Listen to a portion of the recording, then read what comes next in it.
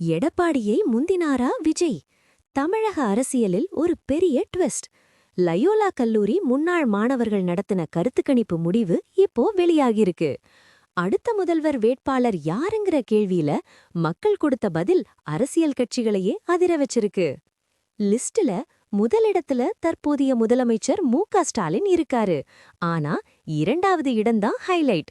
எதிர்க்கட்சி தலைவர் எடப்பாடி பழனிசாமிய இபிஎஸ் பின்னுக்கு தள்ளிட்டு தவேகா தலைவர் விஜய் இரண்டாம் இடத்தை பிடிச்சிருக்காரு. கட்சி ஆரம்பிச்ச கொஞ்ச காலத்திலேயே அனுபவம் மிக்க அதிமுகவை விஜய் முந்துறது சாத்தியமா? 2026 தேர்தல்களும் திமுக வர்சஸ் தவேகாவா மாறுதான்னு இப்போ அரசியல் விமர்சகர்கள் கேள்வி எழுப்புறாங்க. இந்த சர்வே முடிவ நீங்க ஏத்துக்கிறீங்களா? 2026ல உங்க சாய்ஸ் யாரு? ஸ்டாலினா, விஜயா, எடப்பாடியாரா? கமெண்ட்ல ஓபனா சொல்லுங்க.